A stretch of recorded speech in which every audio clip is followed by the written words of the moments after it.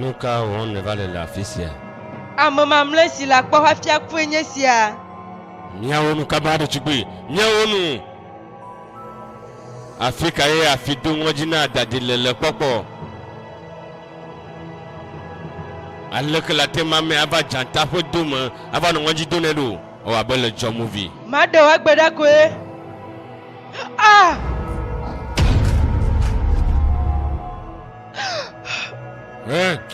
Ma choka bane ne mo. Yesi le nunya. Nukata madasioro. Wonya mesine va fisia be ava uma lo mema azon le boma dasile nu.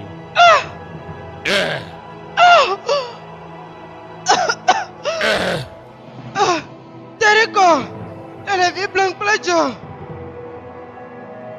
Wonya mesine jerusia goma. Aye mi Lucifer bosroa. Mi machoka. Mi onu kaba masam de tugwe. Lucifer gato jiho eye modo swandako. Le mame kasi le Lucifer bosroa. Ah!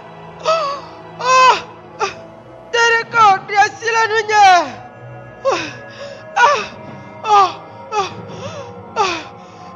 Azon doto. Yine n'avait blonde Shakira bana. Mene kaka na chopon keke. Be wa choli da do asino. Nyowa. Mawu mi okata le mi apo hababu amu. Azon chodogo.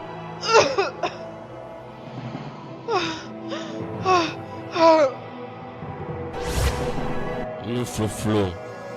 Un y a vendu ba le be a choble via. Mami wa guli ba la po.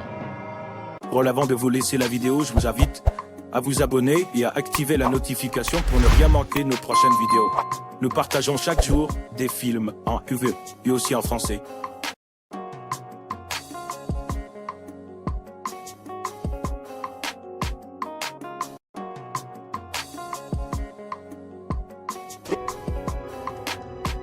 Nyasila siwa blazirka. Nyomodu yeyi na nchinya logwarako. Enyo nyasimodi la gblɔa yenye be ame ve siawoa ame yeyewo nye le sete habɔbɔawo me. Mi mate ɖe mɔnɔ bena woahe aʋaʋã mía dome. Aʋa ɖe si la na bena míabu amewo ƒe agbe o. Enyo va gblɔ nya sia na movitɔ edzike ma. Menye nyo ɖe bena nu si li da o ma edze na ku.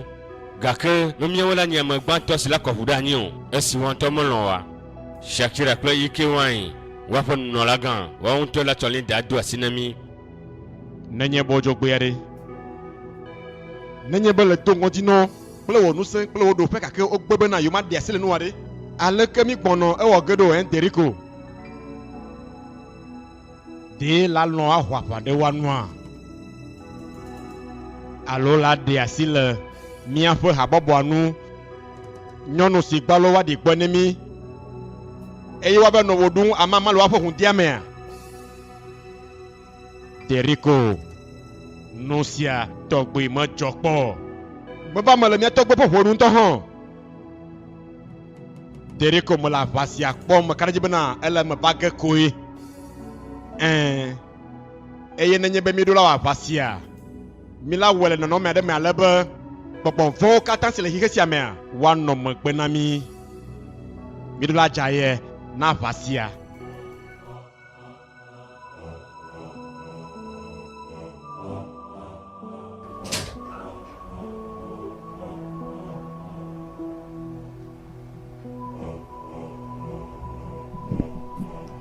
Allô, nyeloloa.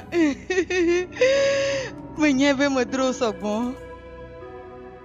Tiens de. Le majiji mia dogo.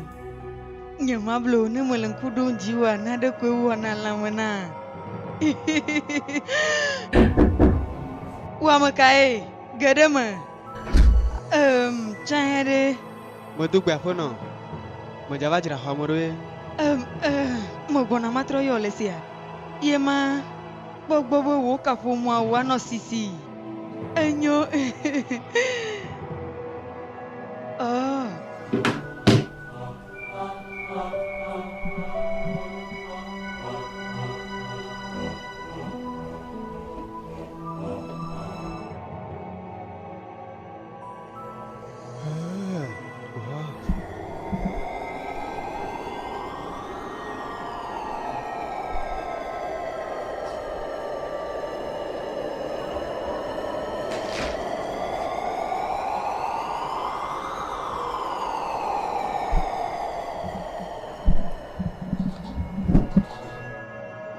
Tsɔ me nyui aɖe le asiwò ɖekakpui.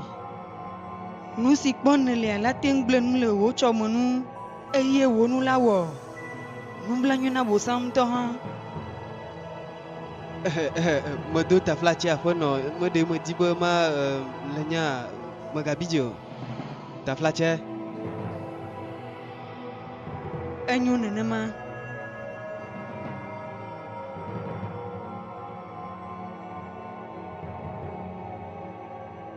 Le nyateƒe mea, menye nɔ ɖekakpui.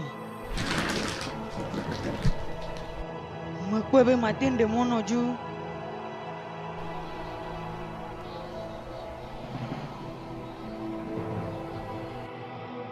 Ɖe le ate yi ɖe tsileƒea aɖe wò nudodo ƒe mɔ siwo na be nyemete le gbɔgbɔm o.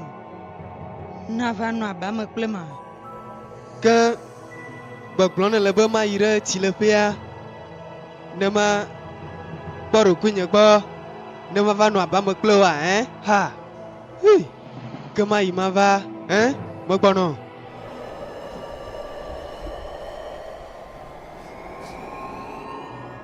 Shira.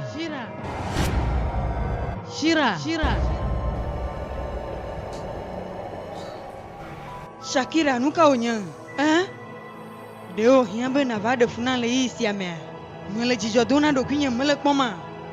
Mawɔ nu si madzɔdzi ne wòa nenyi be meva afi sia fifi la yoa. Shakira taflatse, nyemegado dzidzɔ na ɖokuinye kpɔ.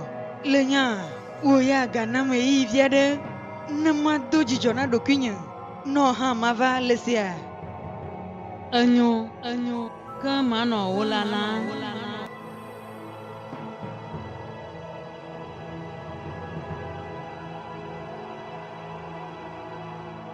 Menɔ te kpɔ lo. Enyo megbɔnɔ.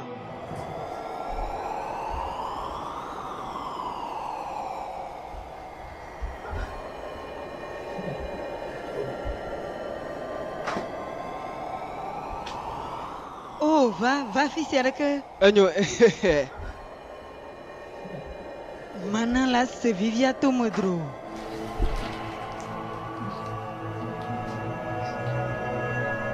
Oh, makulo.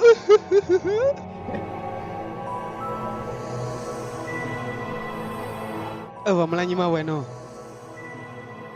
Le sia melanyi ne ma weno kaba. Megati dio, ntɔ ma xɔ dzia. Enyo.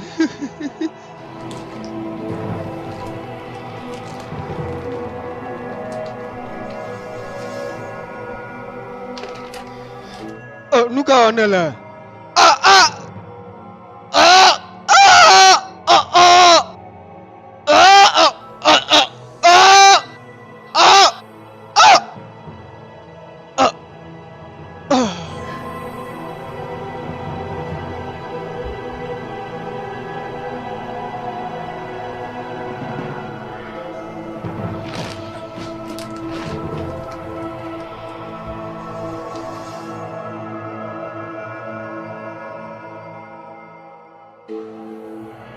Nkata ye mekpɔ va ɖo ha ɖo. La va alo nye dziku ne gblẽ dome le afi si le ma. Va nɔ anyi. Mebe va nɔ anyi. Ma hae na le gbe anyi nɔnɔa evɔ xɔ le asinye. Wɔe ale be míate ƒom.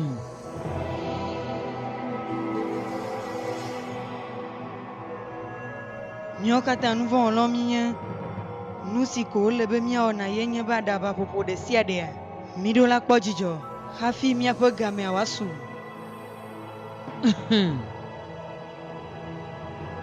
Shira melɔ o. Menya. Melɔ míawo katã abe nye ŋutɔ tɔnyewo ene. Evi mele asinye o. Nye meɖo srɔ̃. Nɔvi aɖeke meli o. Miatu nye siwo koe. Eye nye medzi be mia dometɔ aɖeke wòaku o. Ke nuka woe dzɔ esi me ye nye meli o gblẽ na. Nu ke nye kuhia. Linda ye. Linda ma. Eva yi dze aʋa gã aɖe gɔme.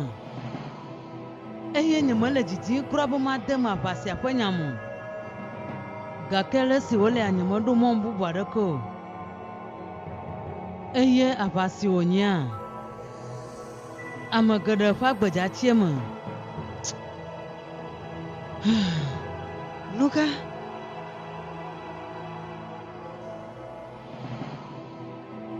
Ame yeye wònye le mía dome. Ɖewo dzi la gblẽ nu siwo mí wɔ da ɖi hafi wòva alo nuka. Ŋdɔ hã menya agbagba si mí dze hafi le ɖoƒe si mí le egbe o. Aleke wòate wɔ nu fluflu aɖe si la gblẽm le mía ŋu ɖo. Wò ŋutɔ trɔ kpɔm ɖa nyuie ɖe. Meɖo ŋutsu abe akpe blaeve ne le nye blabla te. Sɔhɛwo le woa dome. Woaƒe tsɔmɔwo le nya lɔ me. Ye sia yi si nye ŋutɔ medzia, mezãna wo.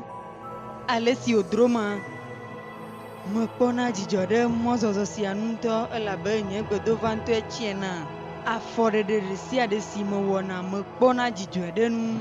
Nudaka wɔ mevena mo.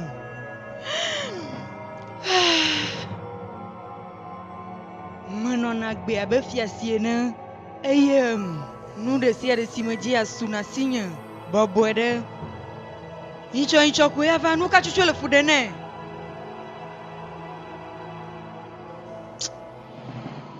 wò ŋutɔ le nye be Linda ɖevi ko wònye le mía dome wò ŋutɔ le nye Ye ma. eye meka ɖe dzi be nu sia la nɔ ve ɖa eva yi ɖigbɔ yi ke Gasete habɔbɔa dometɔ ɖeka.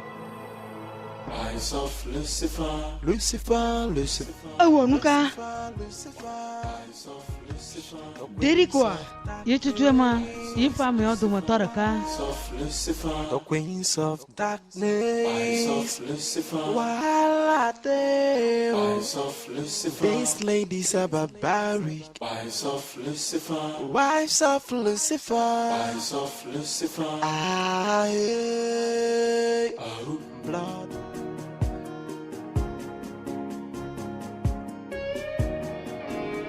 ɖe mi ka ɖe dzi be yewoate kpe dzia nyea nyemesena vivi kabɔ lo ʋɔdriba ye menye memina nu ye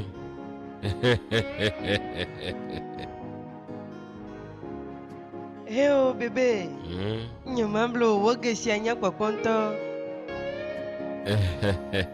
Edzɔ dzi nam. Va tsɔ dɔ afiɔ ma kpɔ. Elabe me sɔgbe da ɖi na wo vɔ. enyo tro agɔgɔa ma kpɔ ɖe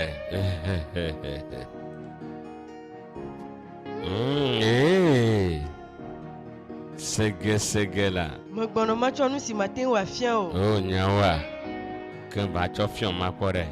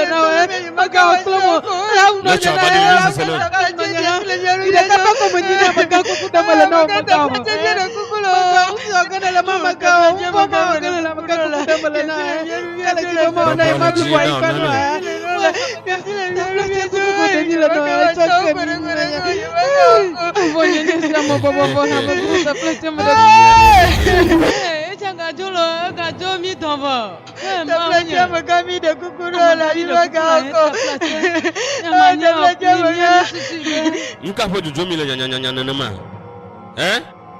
mi dze me agbewo tɔwo te wole Egbe nye Ni nkeke. de kuku la. Madola dunu. Ta fla ti amaga. Bon dribagande menye. Che ke mi dro. Mina no agli baye. Mamie o klo mi. Nyemejila ku. Ni ma blo mi Tafla nya chema ba ne o nyemejila ba ku. no. Ne mi ya mi ma fo. Ta fla che che ke mi le se mi le kuku gande no. Atra magboto wazu conclusion nu mwenye siona la maga tafla chema tele nu nyajo. Tafla chema ga umio. Lenya te peme. Nyemenya bele de stronpo. Alekele wo wla nya sia yi si okata.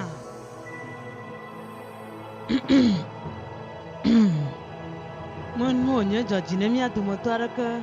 Hafio. Mo joji ne mi kro. Mo nkudu ju mi arake. Onye na mi o. Kaka gbeto la va be ile ye fo ntinya glo na mi arake o.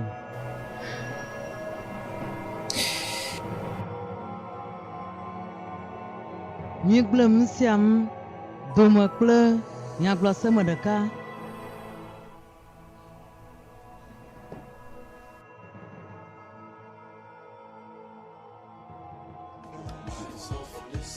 Nyagblɔ semeka. Eya me kɔ ɖe afi aɖe ko ɖetugbi. Note. Tafla che note. Nke dzɔ. O halo. Biabia gbalo si eme wona wa ye na bele jajo le gbonye nenema. They're hungry for blood like a blood-sucking demon. Nɔtelo. No value for life. De wa nyina ne nyi be me tsɔ ni dade asi na wa. Ne wa de ipa gbeda. Ma va mu. Nye sete wuli mo si one le sukulu kɔkɔ me nye wato. Wape adzeha bɔbɔa don se ale gbegbe. Wola na Linda la se veve sɔgbɔn megbe wa de ipa gbeda. Wontɔ le nyanyui ɖe. Manɔ bɔbɔe ɖe ne o. Wale ƒe gbɔgbɔn alo yeƒe luʋua da blabla te eye wana woatrɔ zu kluvi na wo tsɔ yi mavɔ. Yata ma wɔ nenema o. Ma ɖi asi Linda na o. Awo. Abe gbɔgbɔmɔ be kluvi nyenye Ye ne. tsutsu ma. Yata mɔ meli o. Ya teƒe emia mate nɔ mo wo nya le me. Azɔ ɖetugbi aglãdzela ma bu ame ma ƒe nu wònɔ ƒe agbava tsi kɔtsi dina. Zãno nye nɔ.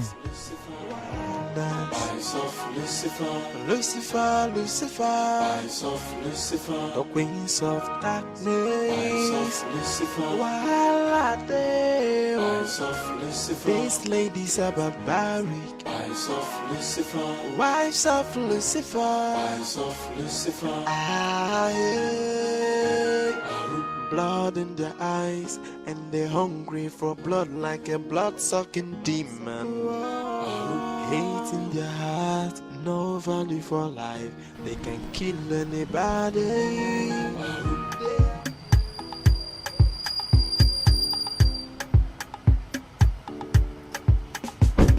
Ejike Malaysia.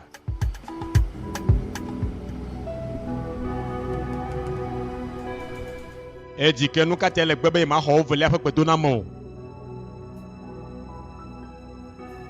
Nu katã ye mie ɖe dzi do vlo míaƒe nutata ƒe bubu si le nua. Ejike. Wo tome titre na bena mete le nu siɔ gɔme sem o. Ɖo tom. Míaƒe master ŋutɔ hã mate na deɖe ko la trɔ ƒe tame susu o. Nu si dzro ye ŋutɔ aye ko wowɔna. Eye nu sia ta woyɔnɛ bena eda ɖo. Menye mi kɔme ne dawo ƒoma. Yi ke na. Meka eda si ŋkume ye wònye o. Ete nye dzakpata alo eʋɔn dribantɔ hã va meka mo. Ɖo tom. Menya nu si wɔm teɖi ko le nyui ɖe. Ɖokuitɔdzila ye wònye. Medzi be yeagblɔ nyateƒea. Medzi la kpe ɖe nye si nye ƒe hamevianu azɔ si ye mele xaxa me o. Gake nenyam sia. Gblɔna teɖi koa bena ekpɔ aʋasesẽ sia nye ŋutɔ mesu awɔe ɖe dzi. Ejike. Le nye ba me yeye le nye le mía dome. Nyitsɔ ko ele va. Gake nye me le ha sia me eteƒe didi. Mate ƒo nɔ tso deɖe ko nu. Ame ɖo vɔvɔ aɖe ŋutɔ ye wònye afɔku ye. Menya ame aɖe siwo tsɔ blena vi o. Ya ta ɖe wo ŋutɔ wo nyɔna ta ma xlɔ̃ no be La te bia hlɔ̃ nenye be le dia gake megama me ne na dze Deriko ƒe fli aɖeke me o. Megahawoe o. Amewula siwo le dɔ bena wo ne be wu Linda ya ɖe. Wometin wɛ o. Ye ko ma le se. Wometin du tie o. Tsã aɖe menya. Le nya alo. Ya te me le gbɔgblɔ nɔ bena wo ne ɖe asi le nya sia nu le yi sia me keŋ gbɔ. Dzo bɔbɔ nɔ anyi. Nyema bɔbɔ anɔ anyi o. Ike na nyema ɖe asi le nya sia nu o. Nye nu yonyi ɖe. Nyema bɔbɔ anɔ anyi le afi aɖe ke o ma wɔ nya sia. Ɖotɔm, womo yɔna be EJK Malaysia gbagbalo. Ne nya siwo me to le Malaysia. De nya ŋutsu kanetɔ siwo me dogo le afi ma. De le nya Afrika ƒe kanetɔ sesẽ siwo nye kpakple mi wɔ business le du ma mea. Kple ƒe nu siwo ɖo le glagɔ ma be ke wonya esi be yeatsɔ do ŋɔdzi na ma. Ne le ya gblɔ nɛ. Mawu ale si wodzo nye ŋutɔa. Mawu aƒasia ale si ye wòdro nye ŋutɔa lo. Fuck you na miwo katã. Nye ŋutɔ mawu mi va mi yo. EJK megamame ne nate Deriko kpɔ. Nyɔa ela trɔ wò nyikɔa tso EJK dzi wòatrɔ zu EJK.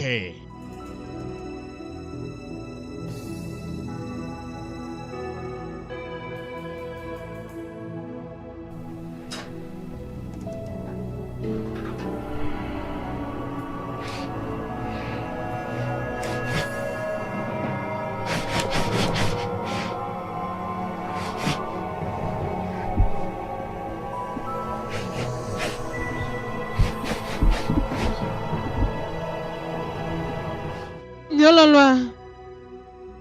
Nyedi. Nyololoa.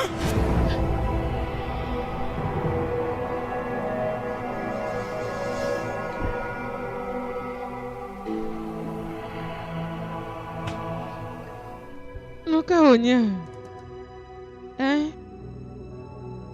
Malinyira. Nare kama omo. Trom na dono. Nyololo, nelisa sindia. Toka kasi mama jole vuamia. Dako na la sisina. Nanya ba modo jikuno, modo taflache. Modo kukuno chekan lesia. Maba malinyira. Dako nyumutile ala donc que mo nyiro.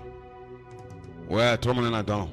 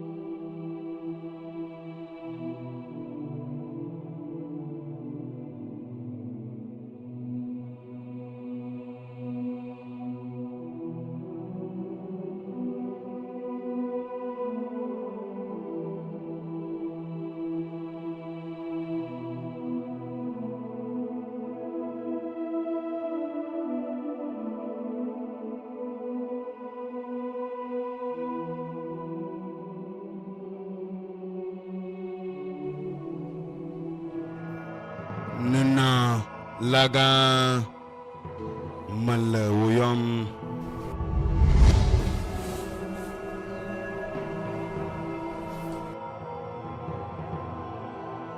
Akpono bona esie myowa ne lova gbonya.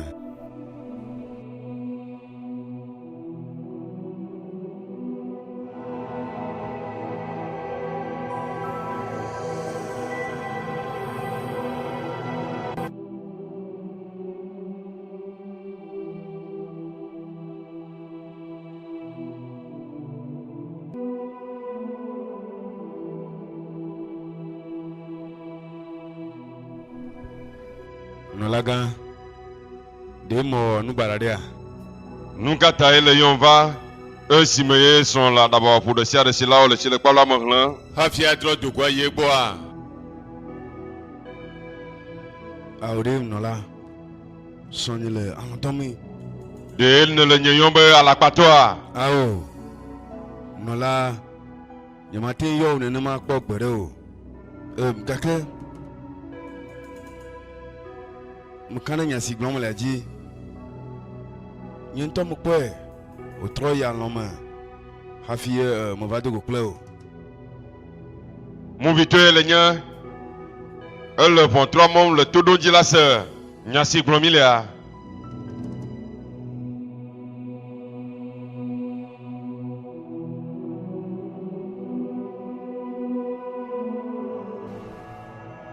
Matrova Bo. Les anciens membres. Akpona o nola.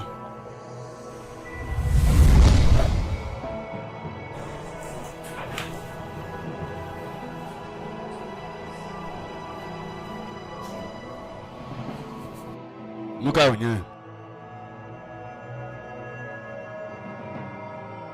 O klama de no afisia mo no fuseme. O de kaya. Dele kwa mere la fisia fila ya. Hein? Et nous quand elle va fisia. Yon si ba no don le. De manya bana mtwe manya. Garuma enyana bo nyintor kamane. Ko to na sen anyu. Nenye bo mo da sila gbo no barasa mkabawa. Nye bona khoso gbon la fosia moyeta. Manga mo gbonu la be no hobu momlon. Aw sronya. Ma de kukuno. Eme amahio. Ma te onu si aklemo. Alakala te bamnya no imlo hobu modo. Alakala ba mawedo. Manya ba mahio le nya hajia. Manya sronya bana wana sikan le nya. Maga onu si aklemo.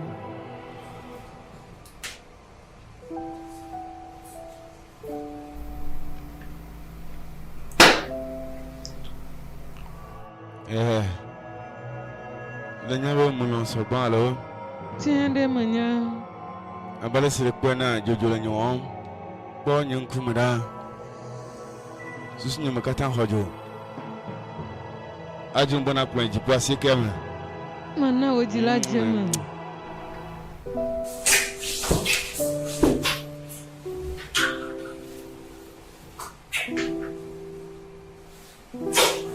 Mamijo.